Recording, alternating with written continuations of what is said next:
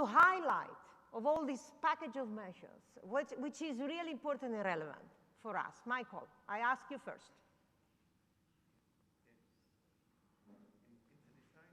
In the design of the whole notion, it's still one cycle.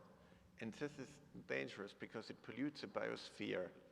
So if you take vegetables from Spain and you compost them, already they don't fulfill the European composting regulation anymore. So when we do compost from these vegetables, we always have to dilute it with other biological materials, and we can use the material as compost. So the critical thing is that we don't distinguish between the blue circle and the green circle. When we mix it all together, we are contaminating our biological systems. But overall, it's now a topic, and it shows, the European Union shows that there are cost savings up to 600 billion euros a year if you do so. And Europe doesn't have really raw materials, so the only real option is circular economy. It makes sense for business in it. It makes sense for business development. But if we only stay half in it, like I showed it with the printing chemicals, we invest a lot of money and we don't have a real benefit. So we really need to define positive goals, and that's still not in there. So we need to define, to say, look, in 5 years, we don't want to make stuff in Europe which accumulates in human milk. Then it would lead to innovation. It would make a change. But on the other side, it's a good start. I'm amazed how fast, and it's not only the environmental commissioner, Mr. Vela, it's the Minister for Economy, for Science, for all different types of there are 5 commissioners now involved to make a change. So it's really serious, and they want to make a difference. Thank you. Juan Manuel, what would you say about this new strategy from the European Commission? What would you really highlight inside all these packets of measures? Well, for us, it's a critical aspect. So we really consider the circular economy. We are fully aligned with the European Commission because for the European Commission it's a key strategy for growth, for job and competitiveness in Europe. So we cannot forget that angle either. So we from European, we really support, but we also would like the European Commission to take into consideration the business view, because when we talk about packaging, and he has mentioned a couple of examples, but at the end of the day, it's consumer choice. He has put more than 25 examples of different type of products, names, that apparently are not correct. But I would be able to mention one that he has that is not correct either, because at the end of the day, it's consumption, it's consumer choice, and we need to design the circular economy taking into consideration what consumers are choosing. Because packaging is not only waste, packaging is part of the product and it's designed to prevent waste. So we need to have that in mind when talking about circular economy as well. Can I add something? I definitely wholeheartedly support you. People are talking about plastic waste, but we first need to see there's not one single other thing to save so many lives than packaging. Yeah. I was in Russia, and I saw that they lost no more than 80% of the whole food because it was not packed properly. Yeah. So this is first, and it's important to say that, because if you only hint it's a problem, we don't see what we achieved at the other side, and then we cannot motivate young people to join things. So, but now the next step is circular. Yeah. If we don't do it now, then we are stuck with the waste. But we can first celebrate what we achieved as well, because then we have safe materials and safe packaging for that. But if you have your coupon in the hand, yeah, when you buy things in shop, does the customer really want to choose it's a thermal paper? No, it's not your choice as a customer. So it needs politics, it needs public purchasing at the same time, because life is for customers already so complicated. So you cannot always make choices with 60,000 products in the supermarket. Yeah, so it needs government, and this is why the European Union approach is so necessary as well, to set clear goals. But what is missing, we still don't have goals which says, look, in 5 years, we have compostable paper in Europe, then we would change the industry now. Yeah. Otherwise, we will do high-tech recycling for Chinese hazardous waste, and then we don't have the vitality anymore to change the things. Esther, your comments about these new packets of strategies from the European Commission. What do you think it will mean for us? Micrófonos. For the first time, we are going to have a piece of legislation that really takes into consideration not only waste, but the product and how the product is designed and how it's consumed. So the whole vision of a circle, I think this is a real positive step forward. But it's very challenging because it's so complex to implement it on every sector. I think the other positive thing is that, again, for the first time, we are facing all sectors, all materials, so everyone has to move forward. And this is very challenging because, as the professor said before, there is a lot of science behind that. And we all need, industry, consumers, and governments really need to know what to do in order to do the right steps and the right movements. And this is, for me, the main challenge that we will have to face in the coming years. Chloe, what do you say? What do you see in this strategy of the European Commission? Well, when you look at it, I think one of the things that is missing, or maybe two things, are how do you measure circular economy? I think, as Estella mentioned, being very clear on what are the goals that you're going to set. And once you figure out how you're going to measure circular economy, which is very complex, it's cross-sector, it's sectors integrating, you also have to think about how do you implement this and make it very tangible and concrete for people, for the person that's consuming, but also people that are consumers are also employees. They're the people that are going to have the jobs of the future. They're the students in the universities that are going to have to think about what skills do I need to learn today so that in 5 years from now I can get a job in the circular economy. So moving forward from the high-level policy objectives to really thinking what does this mean in Spain, in the Netherlands, in Bulgaria, to implement it at the local level is really the next step that we need to see more of. Juan Manuel, you represent in Europe the voice of the packaging industry and all those that have an interest in it. The big companies, the big brands, the big players. What do you see? How do you think these new laws will affect your sector and the challenges that you have to face? What will you do, guys? Well, Europe represents the whole supply chain, so it's really, really multidisciplinary. So you have from raw material supplier to brand donors, multinational company, but there is certain things that are common from all of them. So I would say life cycle analysis, even if professor is not fully agree, because we need to determine the way of analyzing how sustainable is a product from the whole process, not only at the end of life in packaging when we talk about packaging, because you may have a packaging that may have a rate of recyclability higher, but the consumption that has been used to produce that packaging is higher. So you really need to have a balance and understand the whole process. For us, the key is understand that packaging is part of the product, that is not understood as waste because it takes a purpose, it has a purpose, it prevents waste. And it needs to be understood in a case base as well. It's not the same a packaging from a washing machine, as it says, that a packaging from a food, because I don't agree with something that he mentioned before about printing in China. You can print in China, but you need to fulfill with the European regulation. And there is something that has not been said here. So we have food and security and safety measures really strong. So when we understand circular economy only as a reuse, and this is something that I strongly agree with you, we are misleading the concept of circular economy, because circular economy is not only transforming, as you said before, the wheel into a flip-flop. It's also how can I keep producing my product that is not going to be reused, because there are certain packaging that does not allow to be reused for safety regulation, but still doing it in a sustainable way.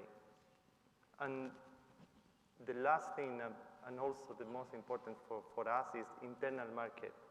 We are operating in 28 different countries within one single umbrella, and we need to make sure that from a sustainable perspective as well, what we produce here can be also sold in France, in Netherlands, or in But Juan, couldn't you start with simple things like saying we take this dangerous green 7 out of packaging, because then it would make a difference? Or could you say we want to, that's me, so excuse me for that. So, or if you would say there are 2% PVC being used in packaging, which makes packaging recycling far more expensive. If you just say these 2% of PVC we will take out in that, or if you would say, hey, we make a goal that in 2030 no packaging from Europe will end up in the oceans, because then we work together to do so. Make long-term goals to be positive goals for that. Then I can motivate my young students to become packaging engineers.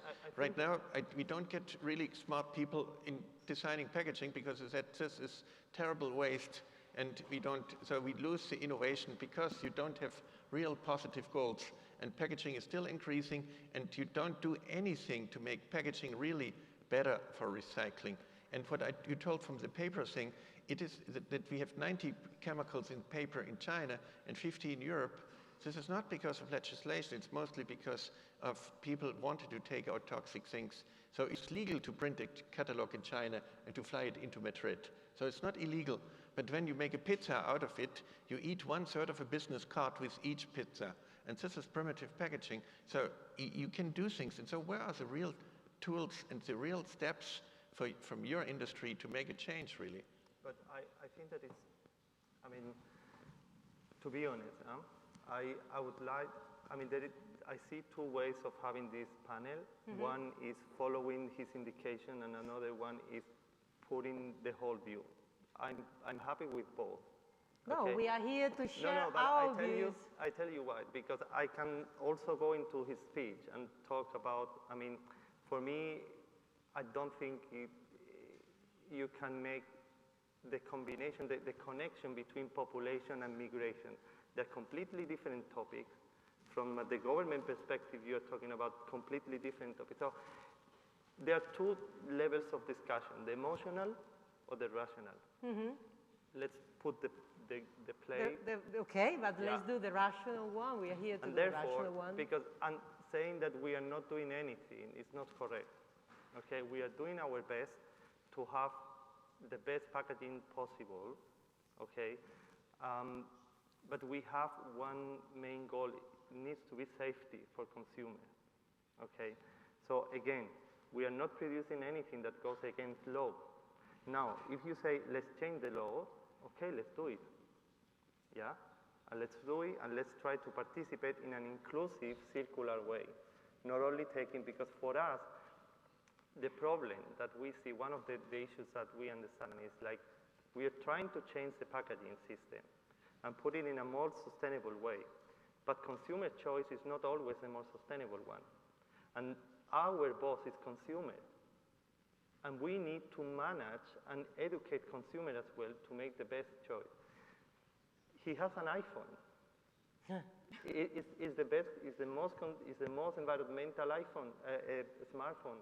I have an iPhone as well, but that's my point. If we still buying products, we need to find a way, that balance between the personal responsibility that each of us have with what companies are doing, because we're not influencing the consumer to the point of selling a packaging that is against the environment, because our ultimate goal is to keep our business as long as possible.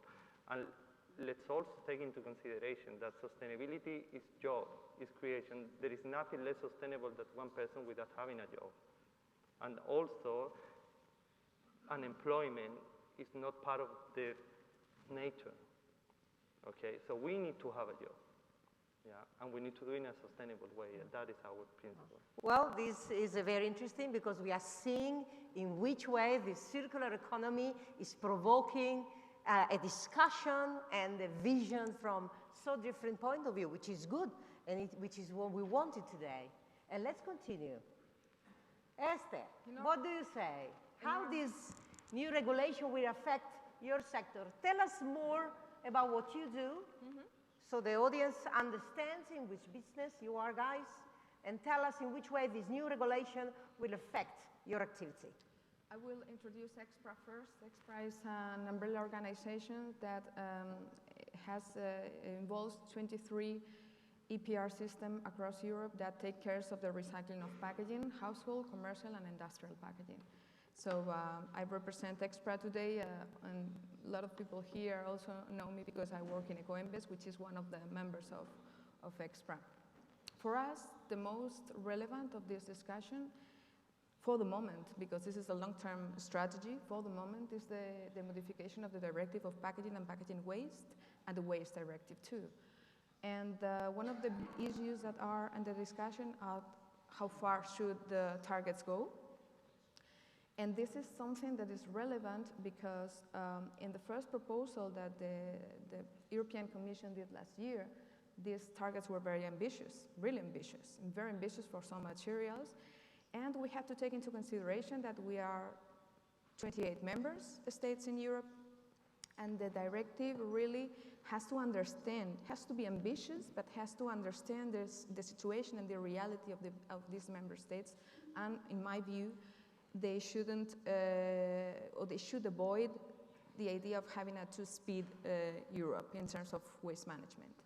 So, of course, the target has to be ambitious, but has to be flexible enough to take into consideration the situation of each country. Additionally to that,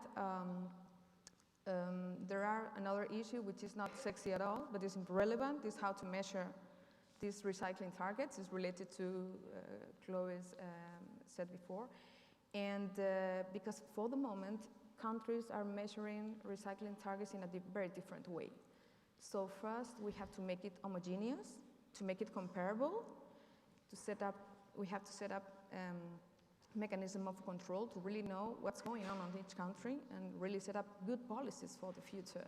Because without this information, it's very difficult to set up policies that really would be the right ones for the future.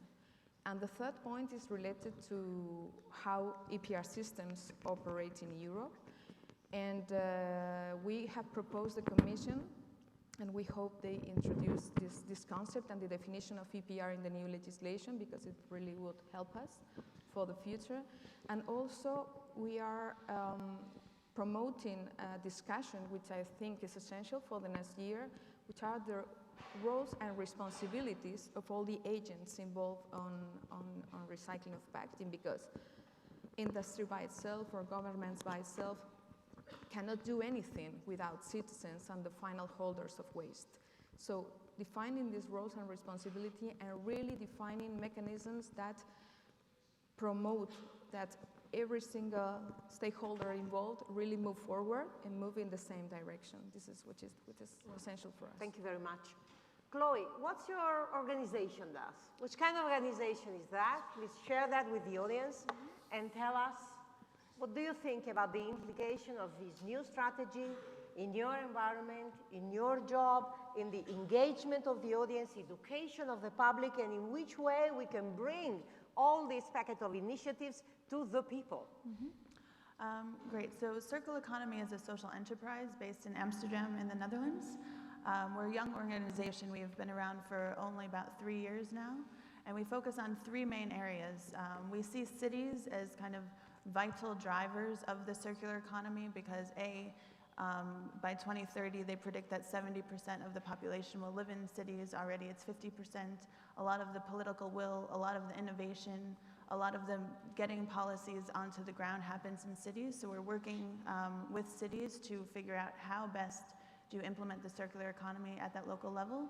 We also really focus on the creation of tools. We're building some dashboards and other kind of digital tools, because one of the things that we recognize is that it's fine to talk about innovation, and there's a great example here. There's a great case study in another country.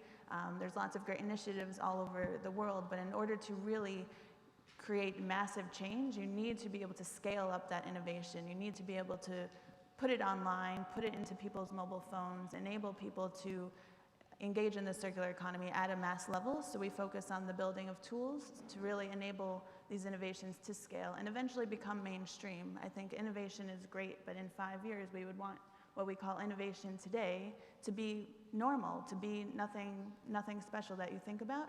And we also work with a wide variety of members. We work with many companies in the Netherlands and more outside of the Netherlands that are really working on how do we implement this. They're trying different business models. They're testing out different products. So we see a great link with the industry as well across a wide variety of sectors that feeds in across these different programs that we have. And in relation to this conversation, I think one of the key elements is really, thinking about an aspirational future for people. It's fine to talk about recycling and packaging, but really in the future, what if I am going to buy a bottle of perfume, or if I'm going to buy, a new pair of sneakers that a lot of people associate with status, a lot of people associate with being hip, being cool, and that's a very personal element of people. But how do we tap into that kind of mindset? How do you advertise? How do you market circularity in a way that is not inconvenient? It doesn't take a lot of thinking. It's something that you're just as happy to engage in the circular economy as you are to go out to dinner with your friends. So that's kind of an area where getting the framing to go beyond the technical, but really something that people are excited about, is what's going to move it beyond just the highly educated experts here. I mean, in some ways we are all talking to experts and we are already convinced that the circular economy is necessary, but how do you reach the people that don't know what sustainability means? There are many people that don't understand sustainability, let alone circular economy. So we need to really move the conversation into what does this mean when I wake up, when I'm having breakfast, what is circular? When I'm going to work every day, what is circular there? And how do cities promote this? How do they say, yeah, I'm circular, and there's competition. We know there's a lot of competition between Amsterdam and Rotterdam, between Amsterdam and London, between Madrid and Barcelona. So how do you play on that competition to get people to really motivate, but also to share knowledge, to share what is working, what are the examples that we see work, and how do you share that to another city, another country, and say, this works for me, how can it work for you? And given we were talking earlier about kind of the whole Europe is 28 member states, what's happening in some of the Eastern countries that's already really working that we can call circular, and how do we bring that to the Western states and vice versa to really bring people together and collaborate and just share the knowledge and put it online and make it really tangible for people to see. I think it's going to be vital for it to really have impact. Well, thank you, Chloe.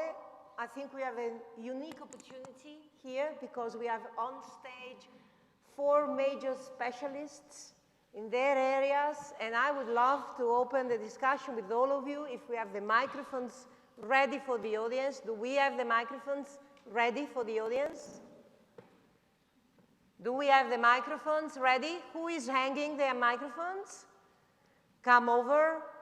And, well, we have Michael here, huge opportunity to talk with him on this cradle-to-cradle idea. And then we have the packaging industry represented here. It's a huge, huge business with many complex interests. Juan Manuel, thank you for coming and exposing yourself. Yeah. And then we have expert Esther on the recycling process of the packaging and all the implication of that. And then we have a big communicator. So ask your questions to these 4 specialists. Who wants to be the first? Hey. Here we have the first one. Please say your name, the organization that you represent, if you represent one, and tell with whom you want to talk. Okay. Well, my name is Excuse me? Tell this again. Okay. And although you want to enjoy the platform this afternoon, will be part of the platform. I'm a trail business developer. I'm a assessor. And I have a question for Esther. Well, first of all, you put comment. Michael, I didn't know that you speak Spanish, because otherwise you could have had the practice Spanish in Spanish. The question for you, Esther, is that we are now working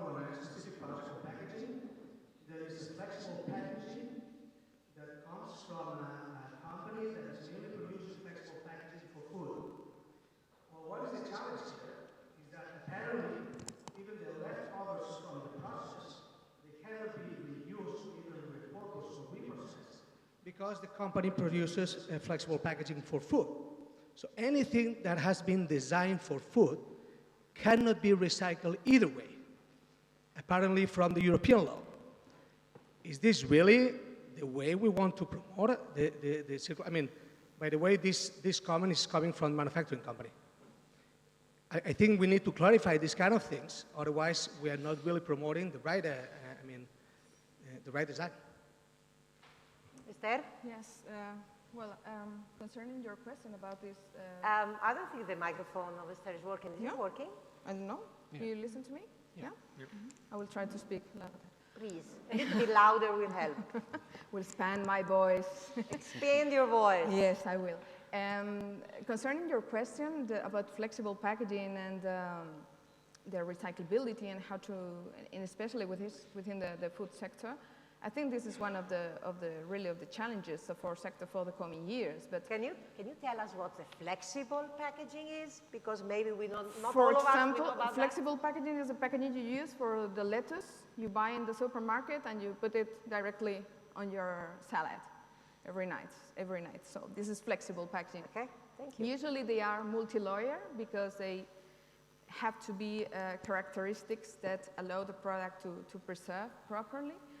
But of course, this type of packaging has challenges in terms of recycling.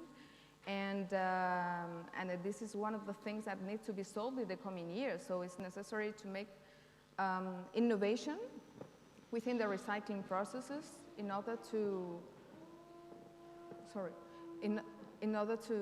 make this possible. Because otherwise, there are some things, still some packaging which is placed on the market that fulfills its functions, but has some difficulties in terms of recycling. How to solve that? The first thing for a company like the ones that Juan Manuel is representing here is that they can substitute this packaging whenever they find another packaging that really meets these functions and really protect the product, because sometimes this does not exist on the market. So it's a trade-off. It's not that easy. Sometimes. I don't know if this answers your question, but... More questions for this beautiful panel?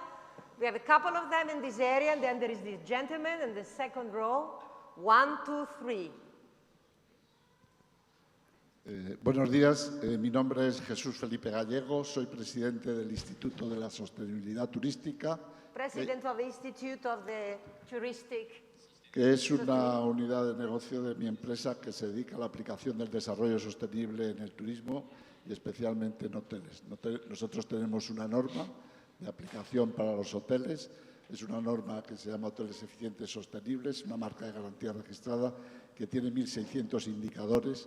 Cada uno de esos indicadores se aplica a las 4 dimensiones del desarrollo sostenible, a lo económico, a lo medioambiental, a lo social y a lo cultural. Y además cómo afecta a todos los stakeholders. Bueno, el problema que me plantea a mí el introducir esta norma en el turismo y especialmente en hoteles es el tema de la educación y la formación.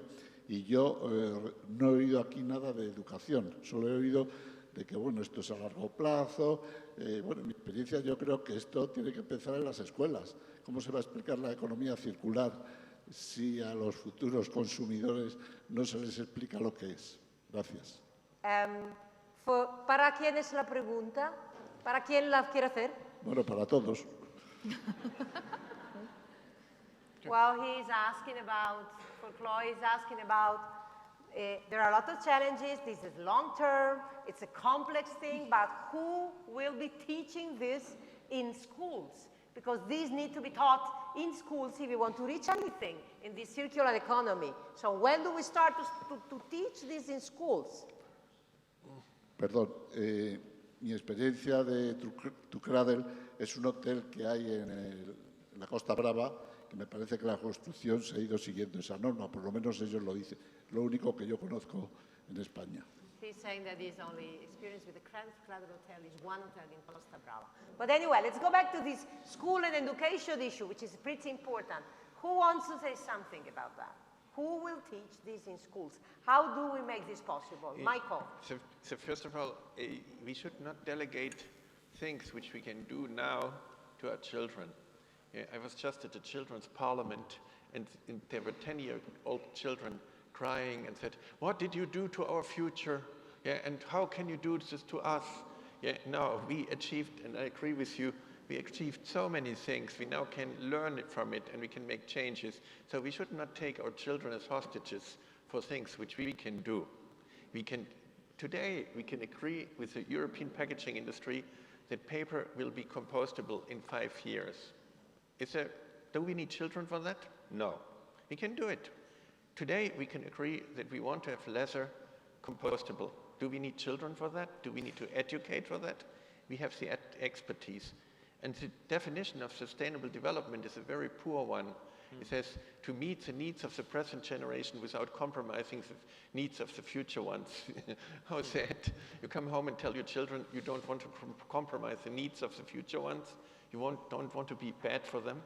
Think about you come home and said, "I'm child neutral today." What an idiot, yeah? Yeah, so why do you want to support your children?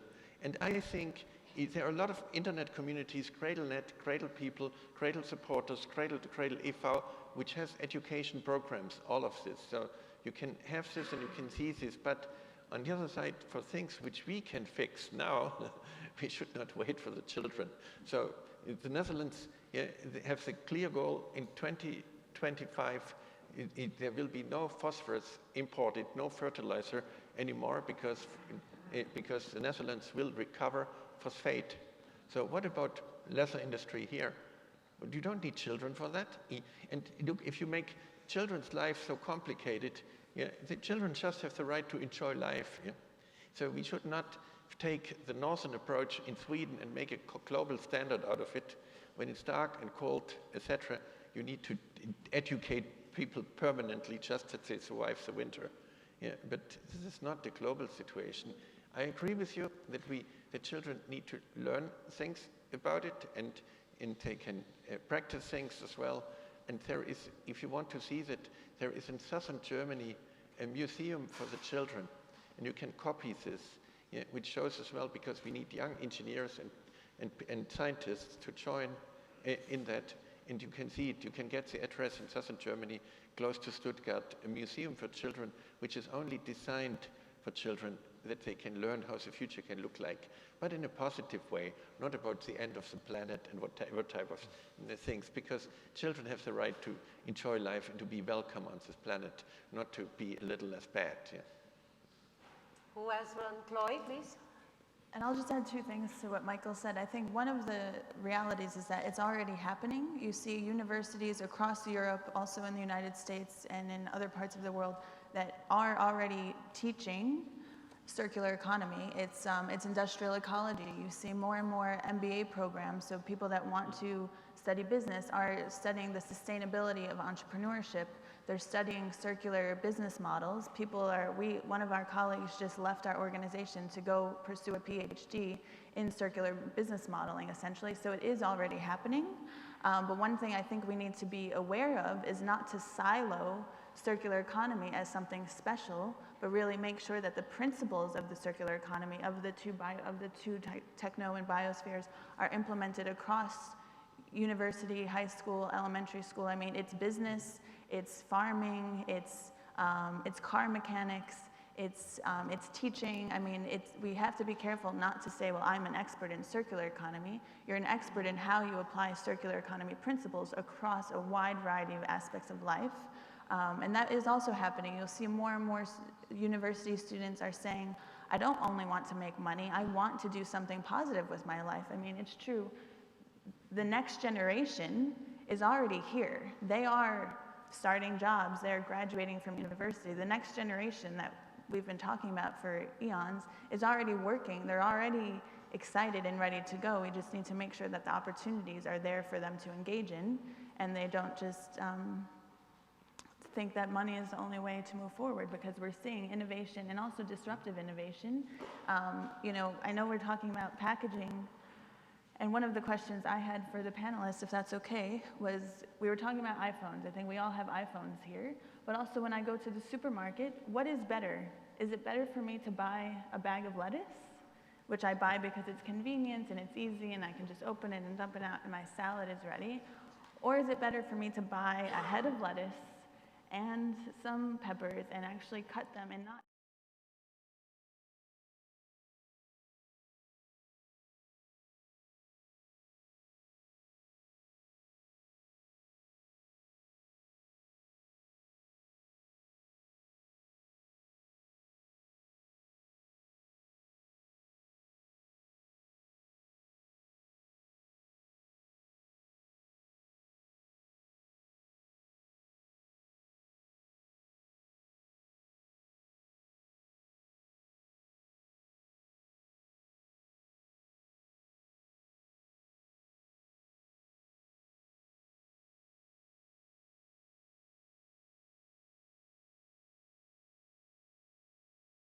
longer period.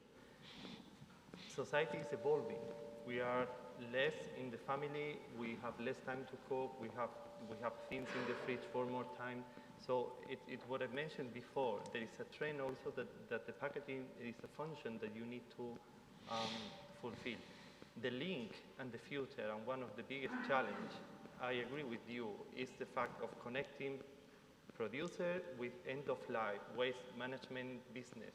Why? Because nowadays, let's say crystal, for example, glass, okay, is fully recyclable. But when you go to a supermarket, people do not choose glass because it's very heavy, because population is getting older and they cannot go with 10 glasses because the space, you have less and less space in the cities. So there's a lot of things that needs to be taken into account for packaging and waste management streams when deciding which material, where are we going to go together towards a more sustainable or more recyclable packaging system. And that is one of the key challenges that we have in the future, to align a big industry, but not big industry understood only in my side, but also in their side.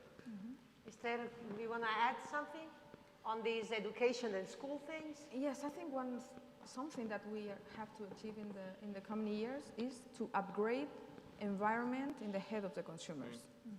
How to do that? I'm sorry, I don't have the answer. If I would have it, probably it would be great, but it's very difficult because I think it happens in Spain and it happens in many other countries. When the consumers go to the supermarket to go to buy a product, environmental impact is the reality, is not one of their priorities.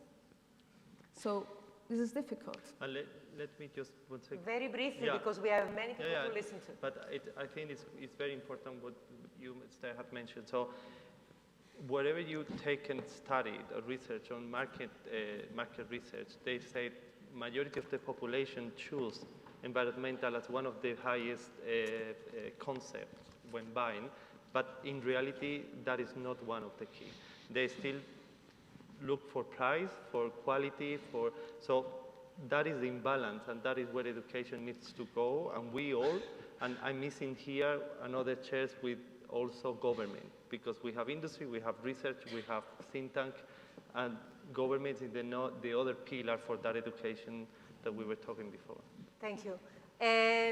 You want to respond muy brevemente para poder escuchar a más personas. Gracias. Un minuto. Solamente cuando hablo de los niños de educación no estoy hablando de que hagan un doctorado en economía circular, sino que se den pequeños tips para que vayan entendiendo lo que es esto.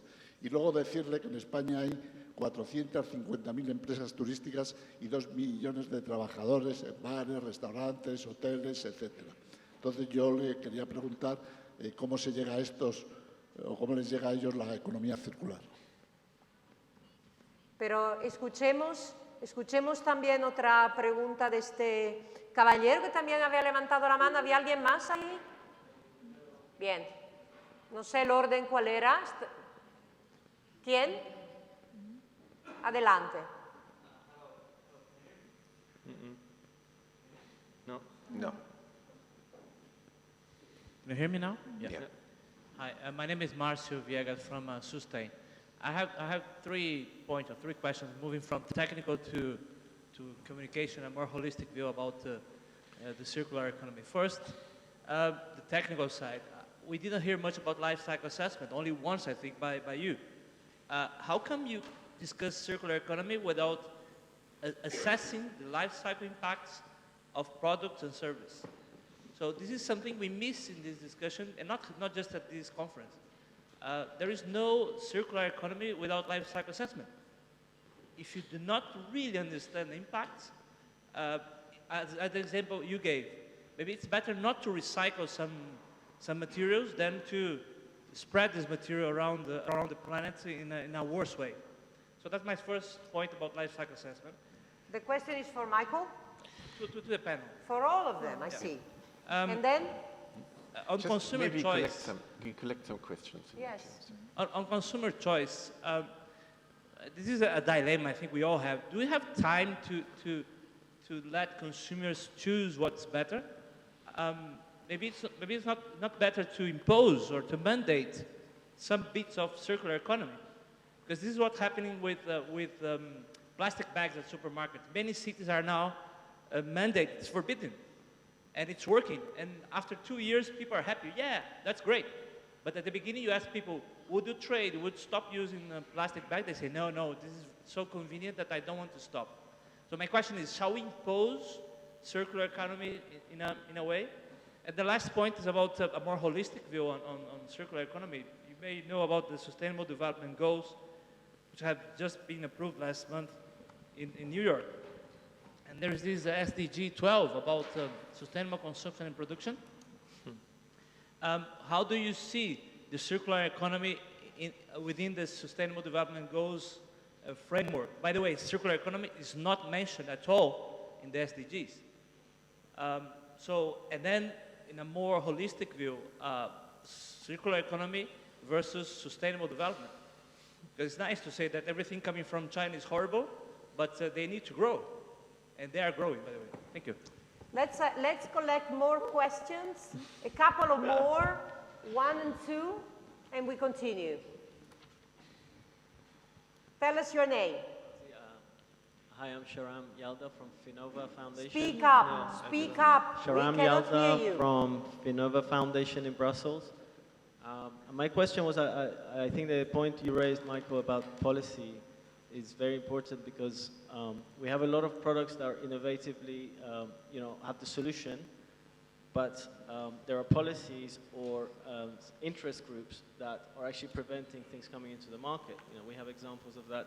For example, in Madrid, where there's a parallel recycling system. Sorry, that I cannot. we cannot listen. We cannot hear you very well. Okay, sorry, now it's better. Speak up. Okay, Don't so shame. I think, yes, I think what Michael said around policy is very important, and I think that we need to see how we do the transition in the policy and between the special interest groups that are currently profiting, because waste creates profit. Waste, and the more you bulk out the system, the more people in the middle are making money.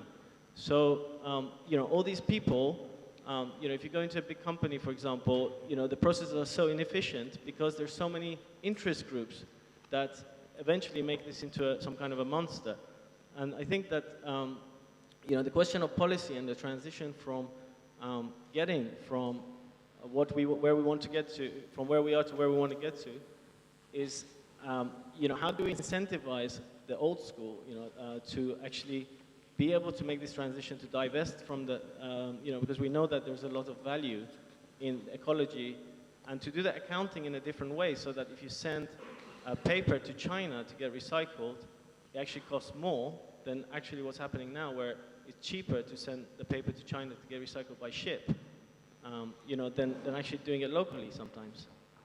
So how do you suggest we would make this transition from a policy? One more. Yeah. Thank you. We take one more, and it should be shorter, much shorter, the question, and to the point. Okay, good morning to everyone. I will be shorter. I wrote down my question just to be as short as you ask. Thank you. To everyone, I would like to ask you, what contribution can the circular economy make to generate growth and job creation in Europe? Well, thank you very much. You're welcome. Let's respond to this group of questions. Michael, do you want to start? Yeah, so first of all, I think it starts with talking about life cycle. There is no life in a product. It's a defined use period. and you can continue with assessment just for PET. The life cycle assessment of PET took Europe 6 years of working on PET, and the catalyst which is in the PET is not even mentioned, because everything what is below a certain percentage is not in the life cycle assessment. So the catalyst you find in Coca-Cola, for example, up to 80 times more antimony than it's legal in drinking water. And this doesn't matter because it's not drinking water and it has FDA approval for that, but it's not even included. In this catalyst, it's like if you have a person being shot and say, oh, that person looks healthy, only this little hole here in the head. Yeah. But this makes a difference between dead and alive, yeah, so for that person. So we really need to say, let's define positively what we want. Why doesn't the packaging industry says in 2030 there will be no packaging left in the environment, because we work to make a difference, because we have been working to make safe packaging for food, we have been making safe transportation packaging. Now our next generation is to work on packaging which doesn't end in the environment, but which becomes circular, which allows that we can use far better packaging material. Right now we use mostly the cheapest one, but we can use the best one. We could make, for example, packaging out of nylon.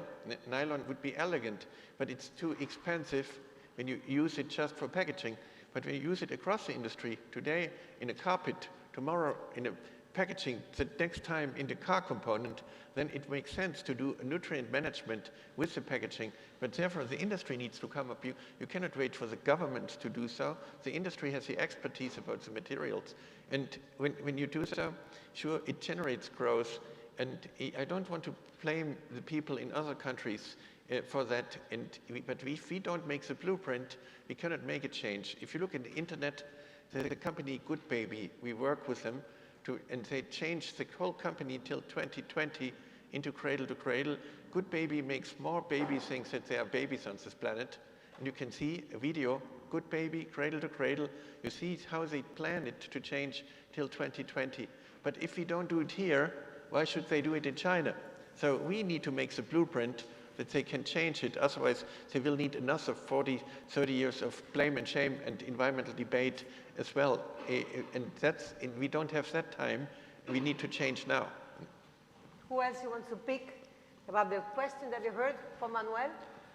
Yeah, I mean, I agree with him, but at the same time, I take a different approach. So as you mentioned before, life cycle analysis for us, I mean, we haven't invented life cycle analysis. That is regulation, and we need to fulfill that regulation. Now, if we don't agree with life cycle analysis, let's sit together and let's try to find a better place or way of analyzing the impact of our production. But so far, life cycle analysis is not something that we enjoy doing. We need to do it in order to assess as well how big or small is the impact. Now, in terms of the targets, I agree with you. There is an aspect that probably has not been mentioned so far, but it is at the base of the companies is competition. So we need to set up a target. We need to set up regulation that allows us to also be competitor between us, because that is the essence of the business. So it's like governments, European Commission needs to frame and to design the playing game, but allows us to play and compete each other. And in terms of consumption, sustainable consumption and production pattern, which I consider extremely interesting, and I would link with what was mentioned before. In the 80s, when sustainable development was defined for the Brundtland Committee, there were three main aspects: sustainable consumption and production, well, based on consumption, population, or technology. Developing countries said, no, population, you are not going to touch it because I cannot control the population of my countries yet. Developed countries said, no, you are not going to touch the consumption because I live thanks to the consumption. So let's agree in technology. And this is why in the last few years, you see that, as you mentioned before, the only development has been in technology, but it's not enough. And we are reaching the point where we need to touch as well the consumption, production, but also population. Yeah, and it's a huge problem, and probably it's not reflected in the development goal because it's a global concept. So we are talking now about sorting material, plastic, on how best create a carbon or paper. But if we go to other part of the world, like India or like less developed countries, we have a different problem there. So you need to create an umbrella that works for everyone. So that's my... Esther, you want to pick some of these questions? Yes, the one about LCA. LCA is absolutely necessary because we have to put science and knowledge in order to know that we are going in the right direction. But at the same time raises the difficulty of this process because it's a case-by-case analysis. Exactly. So, and we cannot get rid of this. We cannot make solutions that one thing fits all because it doesn't work for that issue. So we have to go sector by sector and then going down to understand and make the right directions and use the scientific knowledge we have to make sure that we are in the right directions. Concerning the issue of job creation and growth, I think this is one of the challenges of this moment on circular economy because, as it was said before, this proposal of the Commission is going to grow from the knowledge of different areas within the Commission, and we should keep like this. When we implement it at national level, probably it is going to be implemented like environmental legislation. And in my view, we shouldn't miss this cross-sectoral approach that it has from Europe. We have to bring it at national level to make sure that this proposal protects the environment and also allows to create jobs and opportunities for innovation and for new business opportunities. We will cover these job creations in the next panels, the one after the coffee, and only this afternoon we will cover also all these issues that you are mentioning. Chloe? Sure. So on the question of do we wait for the consumer to become enlightened or do we mandate that they work in a circular way? I'm American, so I don't have the patience, honestly, to wait for my people to, you know, you've got New Yorkers and San Francisco people and those living in Austin, they're aware. They live in cities, you're forced to be aware. But I don't have the patience to wait for them. And also in, you know, countries around the world, that's my personal view is that waiting for consumers to become enlightened will take way too long. But therefore, I put the onus on the entrepreneurs, on the businesses, on the governments to make as they said before, the engagement in circularity not something that is a hassle, not something that is difficult, that I'm being forced to live in a circular way, but something that is fun, something that I want to do, something I can get my kids excited about because it's innovative, it's disruptive, it's new, it's sexy. I'm a 15-year-old teenager and yeah, I'm circular. How does that happen? How do you make that happen? You know, how do you make that happen? It's a real question because I don't think by waiting for them, it won't happen fast enough. And by forcing it on people, it doesn't always work. So that's one question there.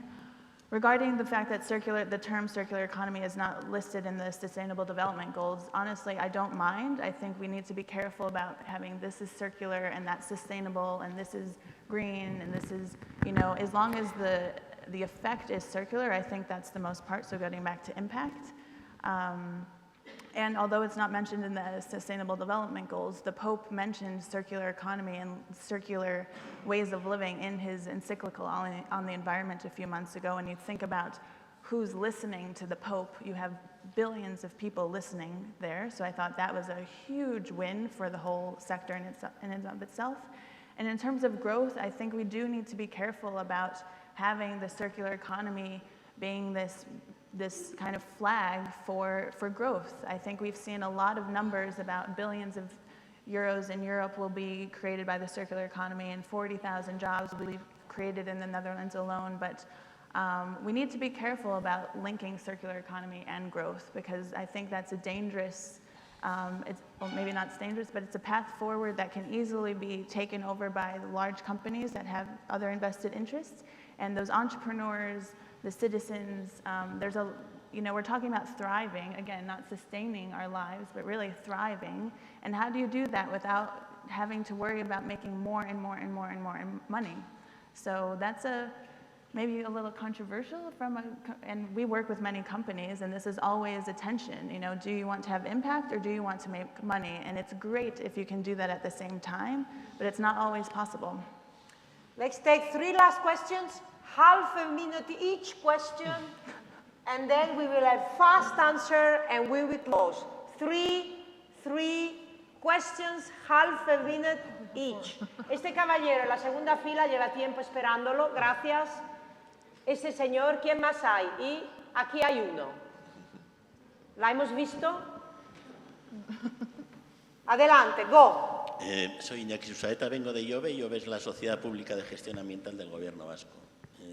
Yo quería hacer una pregunta a todo el panel sobre los nuevos modelos de negocio que nos abre la economía circular. Sobre todo eso que tiene que ver con la servitización. Es decir, voy a poner un ejemplo. Yo no necesito tener una lavadora, yo necesito lavar la ropa.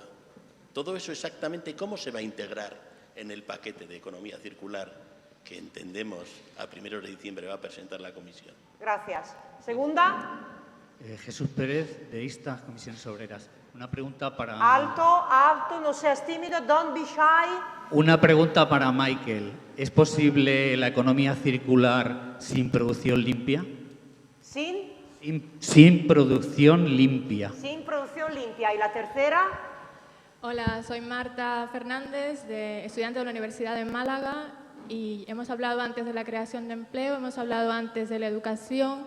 Mi pregunta es, ¿cómo hace llegar todas estas ideas a la universidad? ¿Hay algún proyecto en desarrollo encaminado a ello para nosotros, pues, los futuros profesionales, los futuros investigadores, biólogos, químicos, físicos? ¿Cómo lo hacemos? ¿Cómo nos podéis ayudar? Very nice.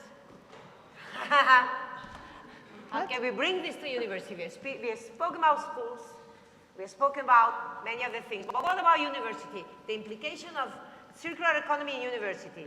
Those guys, the students, they study biology, they study chemistry, they study biotechnology. How can we help these people thrive in their future?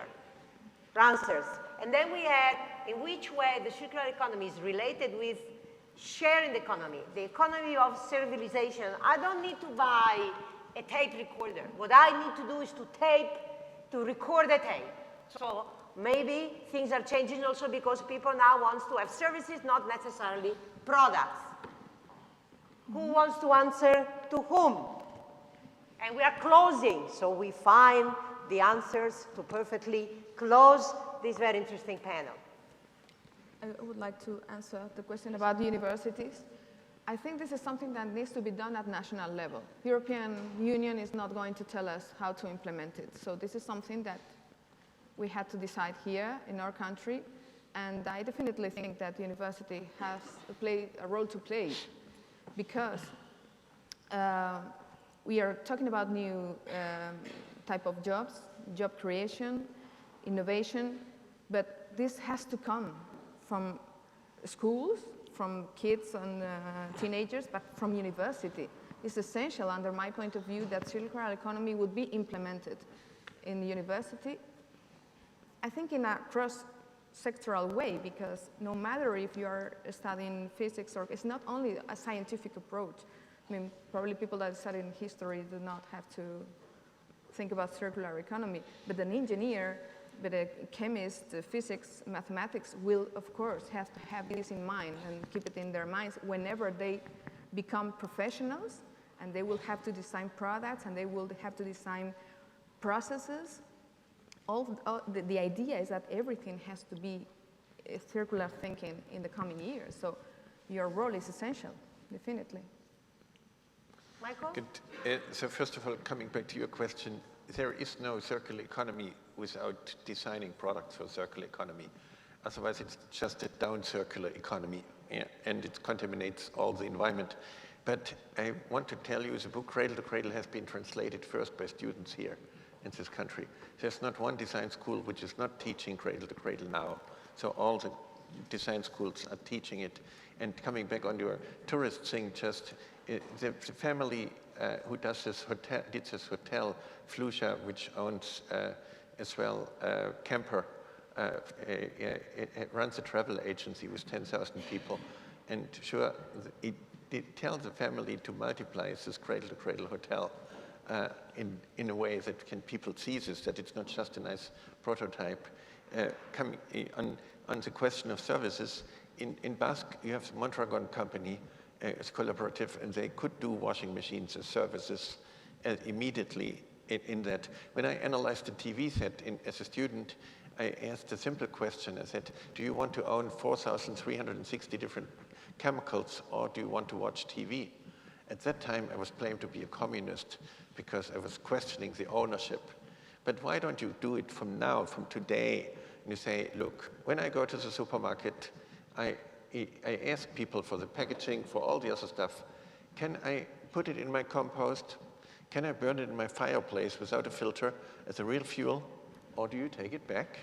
Because why should you, coming back on your consumer responsibility things, why should I take responsibility for things which I don't know, which I cannot handle? And if only 5 people in a supermarket bring their stuff back to the supermarket, they need to hire at least 2 other people extra just to deal with it immediately. Only 5. Yeah.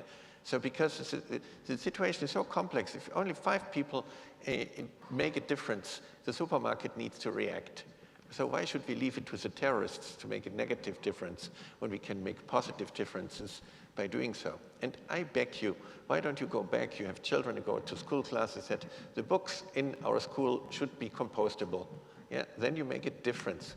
By purchasing what you do, don't see you just yourself in a supermarket. See yourself in functions which you have. When you're in university, that, hey, the stuff which we print on should be compostable. Yeah, but you need to think about it about 7-8 times till you do something. But start it the first time today, because otherwise we will be too slow. And I showed you, I sent you around the book. You can feel it. It's the same quality. It's as good. But it's always compostable. It always can go to biosphere. Then you can make cardboards and other things, packaging, which is designed for food contact as well, out of these newspapers. Right now, it's illegal to use newspapers for packaging because of printing chemicals. But when you do the paper recycling and you take the sludges into cardboards and you put it in contact with pizza, then it's legal. So you can do semantics and government and whatever. No, you can act. You don't need to wait for government. You can act. You're here. You're smart people, so don't wait for government. It's up to you to make a difference. And then for governments, it would be enough if we would change the public purchasing into circularity. This is done in the Netherlands. There are 52 billion euros of purchasing power going into public purchasing, yeah, and they do circular economy purchasing, and that's nice. And this you can learn, and you can do it as well on an urban site. You can do it for Madrid. You don't need to wait till the federal government is doing this. You can do this on your own. And then we work together on a positive agenda. Then we see humans as an opportunity for the planet, and then we behave like an opportunity for the planet. Thank you. Thank you very much. Juan Manuel. Yeah, I fully agree with you. I think that consumer has a voice, has a key voice in changing. We all, but we have a tendency, and I will link with the university because I think we are talking about the same. It's like this concept of who needs to change what I need? Who needs to bring the circular economy to the university? Probably you will have to bring it. You have I wouldn't agree with you. You have the European programs that you can apply, Marie Curie, actions program, a research program that would allow you to get funding as a research to do your PhD or your research program in circular economy. University of Leuven, for example, they have a PhD in circular economy. And obviously, once you start having the circular economy in the academic program, everything starts escalating internally. I would like just to mention something to add to what he has mentioned before. I agree consumer has a choice. I agree consumer, they are the boss in choosing which package, and they should choose the most sustainable one. We as a company, we are already paying the EPR, and this is something that we also need to say. extended producer responsibility. That means that for each packaging that we put in the market, we are paying a fee that covers after you consume that packaging that needs to go into the waste management, sorting and everything. So that means we are not going away from our responsibility as producer. What we cannot do is, like in the previous proposal, it says a producer needs to pay the entire cost of packaging waste. And we say, 1 second, because your education as a citizen, if you choose to throw one packaging in the street, I don't have to be the responsible in pay the consequence of that.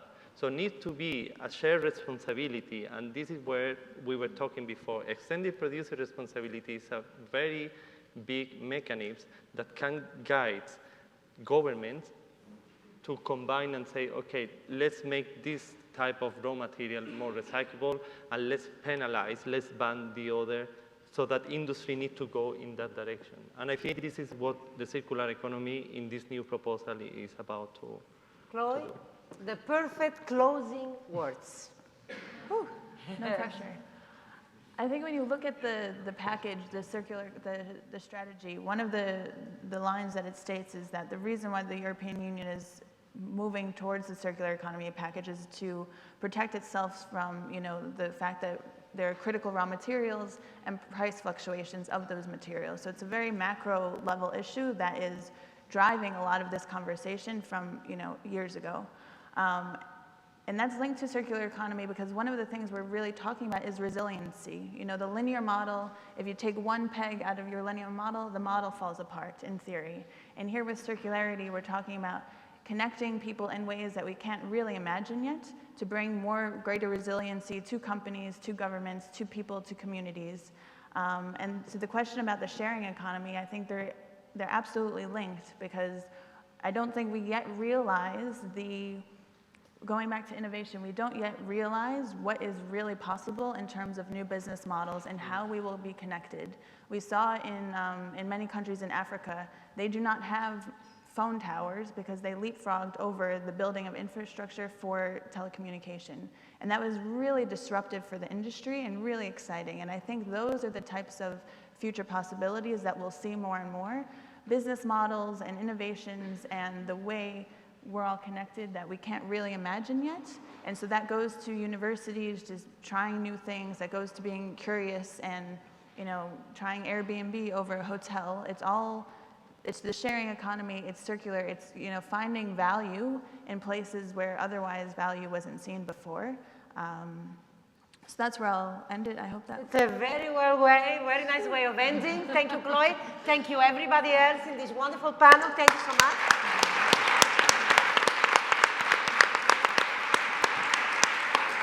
Thank you very much. We now go to the coffees. Vamos al café. Volvemos a las 12:15 aquí puntualísimamente para hablar con 4 profesionales españoles, la conferencia Mueva al Español, que están empujando hacia adelante la economía circular en España. Fuera hay una muestra de 15 productos sostenibles, una zona de networking, una zona de retos de la economía circular donde vosotros podéis dar soluciones y ganar productos, y también hay un photocall donde os hacéis una foto con el hashtag Green Circular Day. Nos vemos a las 12:15.